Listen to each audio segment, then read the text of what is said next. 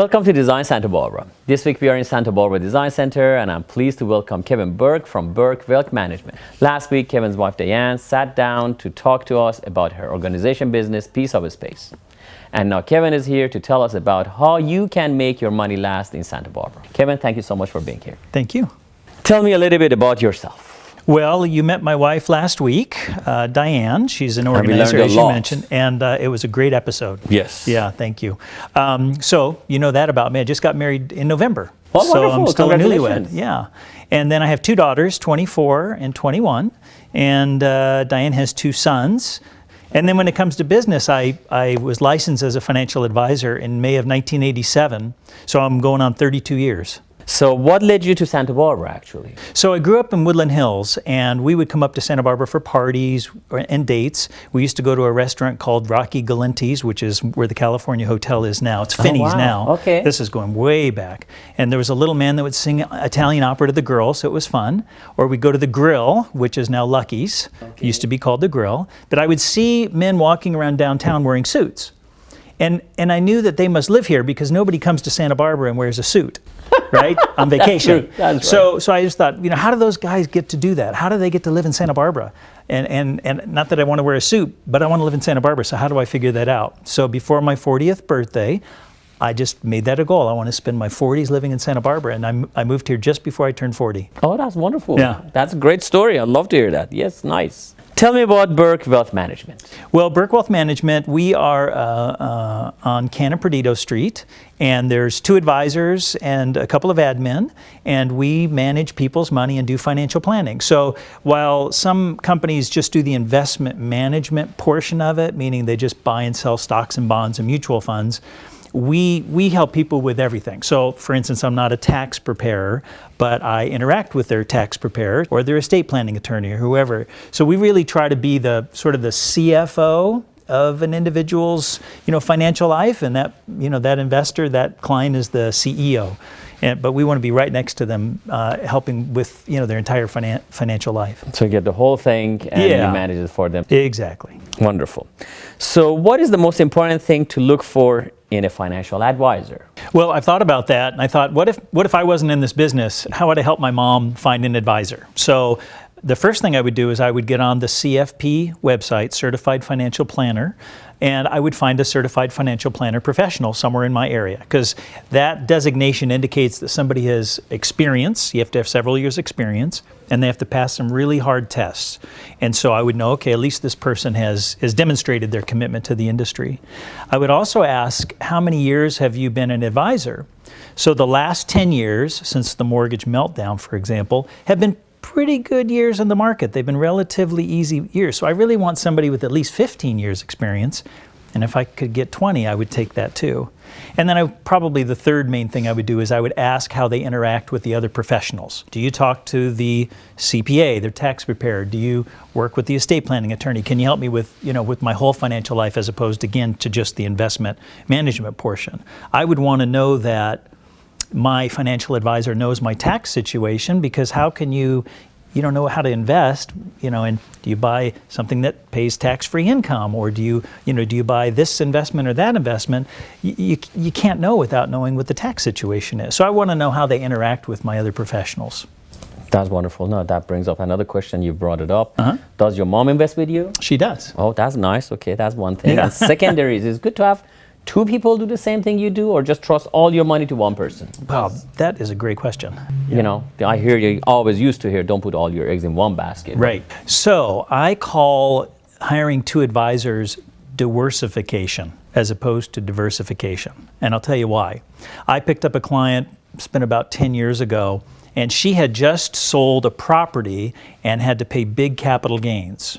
So here she's got these big capital gains, and then she has different advisors spread around because she had diversified by having different advisors. But none of them knew the whole picture, and some of them had losses built into some of the investments. So if anybody had been watching the whole picture, then they could have offset this huge gain where she paid literally hundreds of thousands of dollars in capital gains tax with some of the losses over here. But there was nobody seeing the whole thing. And so I find that if you're going to have different advisors, you at least need to have one that watches everything. Okay. Otherwise, you One might, be the supervisor of the risk. yeah. Or you might be doubling up on investments. So you might have too much in this asset class or that asset class because the advisors don't know that there are other advisors out there doing the same thing. Okay. So you might be taking on more risk than you realize. And me, I don't have that much money like that lady, but I watch it next time. How can someone make their money last the rest of their life? That's a big question. That is a big question. How much time do we have? Yes. That's We don't know that, but let's plan for an average life. Yeah. Well, actually, I meant how much time do we have to talk about it? But you hit on the important part, which is how long are we going to live? Oh, okay. I thought you said how much time I have to live, so I plan for that. That is the important question. Okay. So we have to recognize that we're probably going to live a long time. People are living, 70s, 80s, 90s. I have a client who died recently just shy of her 103rd birthday. Wow. And so it's more important than ever to look at all the various facets of your life. For example, when should you take Social Security? That's a big question. People oftentimes think it's not worth much, but Social Security can be an important component. How much risk should you take with your investments? Meaning, do you need more equities that will grow faster? Sorry, should they count on Social Security at all? Well, I think Social Security they can count on. Social Security will continue to be tweaked as it already has been, I believe, but I don't think it's going to go away. There are too many people in their 50s and 60s and 70s, baby boomers and so forth, that I don't think would stand by and let Social Security be cut completely. Okay. Yeah. So what they're going to do is they're going to raise the age, perhaps, like they've already done once. They might limit it in other ways. Maybe you have to be 68, for example, before you can take Social Security. Or they'll tighten up the rules like they've been doing the last few years, but I don't think it's going to go away completely. Sorry, that was a question between the question. So you were saying you count on Social Security? Yeah. So how do you make your money last a lifetime? Well, you need help perhaps figuring out the appropriate amount of risk. So as an example, somebody says, well, I don't want my principal to fluctuate at all, so I'm just going to put it in the bank. Well, that's maybe fine. That's your risk tolerance. But what you're going to get from the bank is probably not going to keep up with inflation and taxes over the year. Or the years. So while we think of risk as watching our principal fluctuate, the real risk is actually running out of money because we didn't take enough risk, or we don't have the opportunity to keep up with inflation and taxes based on our investments. Am I making sense? Yeah, absolutely. Yeah. So looking at the whole picture again is kind of the key to making your money last for your lifetime. And that's why you need an advisor. And that's why I think you need an advisor. Thank you, Kevin. When we come back, I want to talk more about money management and retirement. We have lots more to discuss on Design Santa Barbara.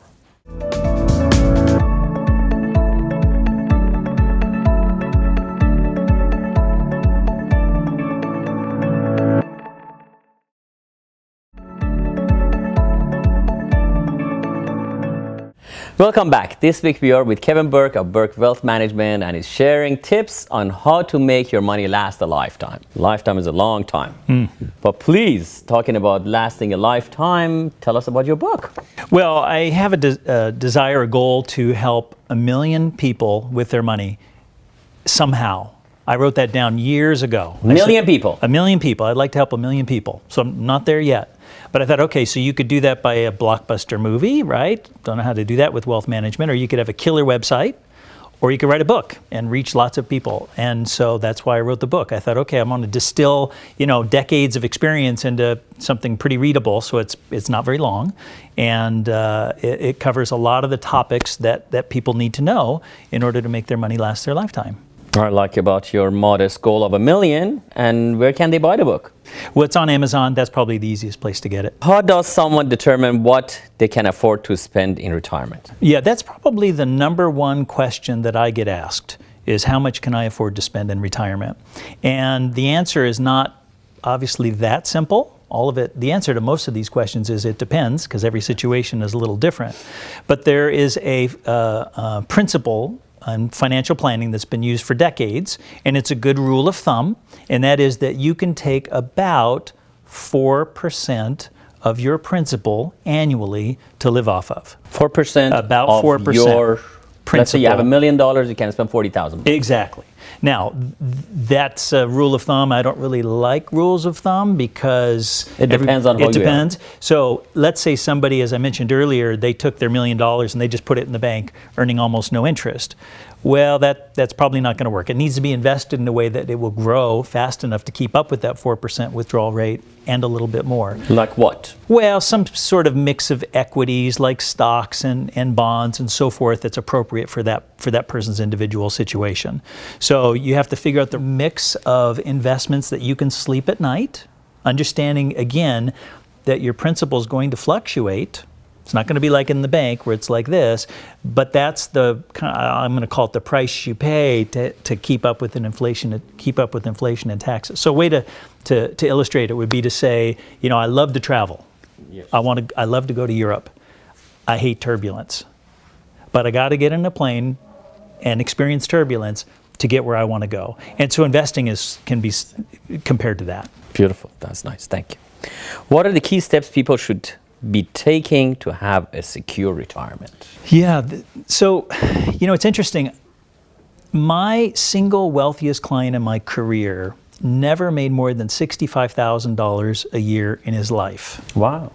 Now, and that was actually about mid-90s. But even then, $65,000 a year is not what you associate with a multimillionaire, right? In Santa Barbara County, it's probably gets you to affordable housing. Yeah, exactly. This wasn't in Santa Barbara County, but nevertheless. So here's this man with all this money. How did he do it? And along the way, he was married, and he and his wife raised 2 children. How did he do it? Well, they did it by being frugal. So it was budgeting. So in the end, I found that it's not necessarily how much you make, it's how much you spend that really makes the biggest difference. I've had clients who make $1 million a year, $2 million a year, and they have almost no assets because they're out there living la vida loca. They're driving big cars, living in big houses, taking beautiful trips. They have a great life, but they're not really saving money for retirement. So really looking at the spending side of the equation is just as important as looking at the earning side of the equation if you're really thinking about long term and how you're going to make your money last the rest of your life. So basically save portion of your income no matter what. Yes. Doesn't have to be frugal, but save some of it. Do you feel it's wise to invest in the stock market? Yeah, well, it's a good question. And some people simply cannot emotionally handle the ups and downs of the stock market. So for them, even if it's technically the right thing to do, so as a financial planner, I could say, no, you have to have money in the stock market. Some people just can't handle that. So we can do financial planning in a vacuum where everything is precisely the exact, correct, accurate way that it should be done, but we're emotional animals. Yes. And so it doesn't necessarily mean that we can handle that. So, but what I would encourage people to think about, again, is that they have to figure out a way to keep their money growing faster than inflation and taxes is going to take it away from them. And so equities, the stock market is a way to do that. Perhaps real estate is a way to do that. But there has to be something that has some growth potential for most people. So you don't have to invest in the stock market, but is advisable. Yeah, and everybody's risk tolerance is a little different. So some clients I have, they're 100% in equities because they're very comfortable with that. And other, maybe it's only 20% because that's all they can handle. My job is not to force my risk tolerance on the client, but rather to listen and be cognizant of what works for them. Invest their money in their best interest as they feel comfortable. Yeah, exactly. Beautiful. Thank you. So, what is the biggest mistake people make in financial planning? I would say the biggest mistake is just not doing it. I believe that people spend more time planning their next vacation than they do planning their finances. And when you think about spending decades in retirement, let's say you retire at age 65, you might spend 30 years or so in retirement. So why would you not? 65 up to 95? You're optimistic. Nice. I like that. Thank you.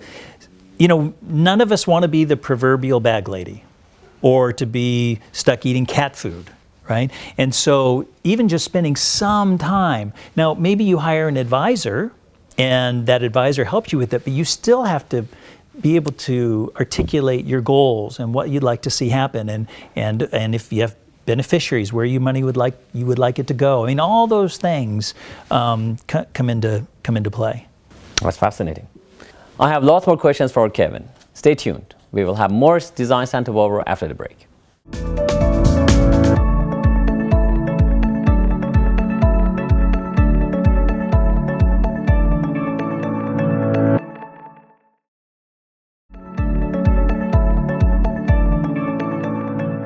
Welcome back to Design Santa Barbara. I'm pleased to have Kevin Bourke of Bourke Wealth Management with us this week.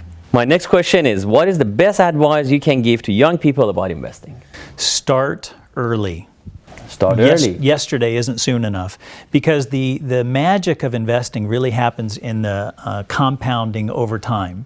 So I'm going to bet every one of us our age would say, I wish I had started earlier. I wish I had done what my parents told me to do and start with my Roth IRA contribution when I was younger, or whatever it is. Just start early and allow those savings to grow. Just whatever you can do. If it's $20 a month, just start saving, doing something. Just put something away as you can. Yeah. Now, on the other side, what's your advice for people nearing or at retirement? Well, for one thing, pay off debt. Get rid of debt, have no debt when you go into retirement, and start to think carefully about budgeting and what it's going to look like. Do you want to travel? Do you want to there are other things in your life you want to accomplish? So I just want to share that for me, I've been doing this business for 30 years, and the first 10 years I loved it. It was really fun, and then the next 10 years I really hated it. And the reason I hated it is it just felt shallow to me. It's about money and who cares and so forth. In fact, I started other businesses. I bought other businesses. I continue my financial planning practice.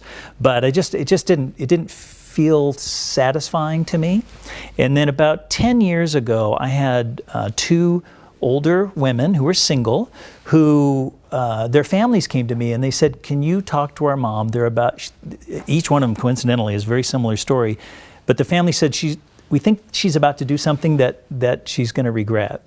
And so I met with both of these women, again, totally separate, but similar story, and found out that they were about to do something that if they had done it, by now they would have been out on the street. And so thankfully, they listened to me. And in fact, they're both still clients. One of them I talked to today.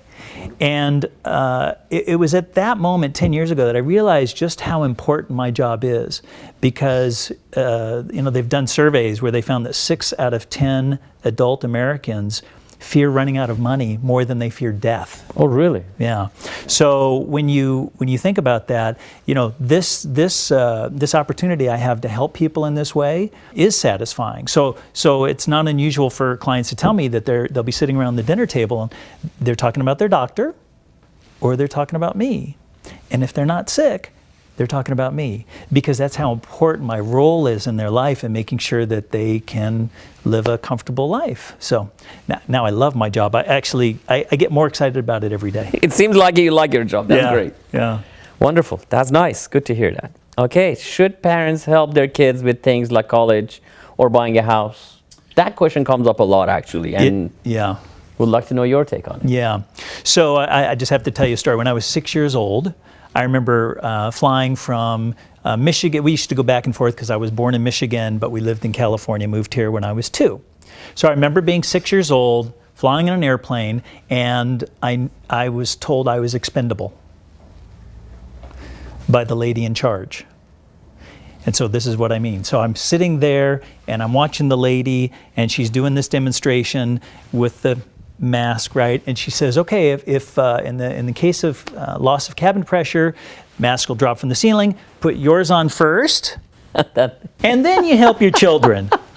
And I thought, wow, I'm not that important in the scheme of things, aren't I?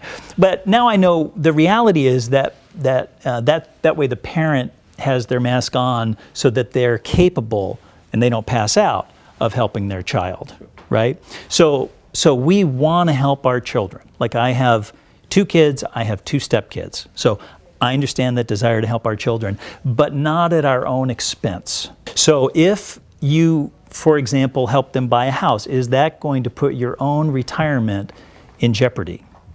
Because they can always go out and earn more money, you may not be able to do that at the age of 72 or 75 and so forth.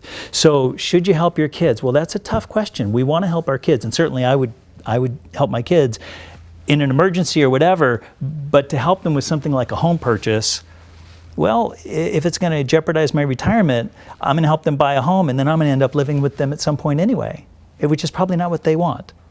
So you have to be pretty judicious. Even things like co-signing for loans or insurance, or things come up where you co-sign for your kids.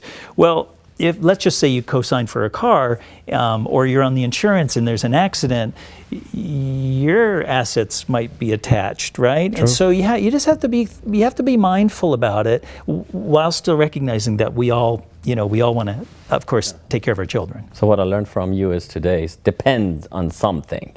So it depends if you can help him, but don't put yourself Yeah. Beautiful. Exactly. Very good. Thank you. What is the single most important piece of advice you would give to someone financially? Well, it's the best way to answer that maybe is a story. When I was 19 years old, I was coming back from Mammoth Mountain skiing. I'm driving, and I've got 3 other people in the car, 2 of whom are parents. So we're driving about 70 miles an hour down the road, and out runs a rabbit.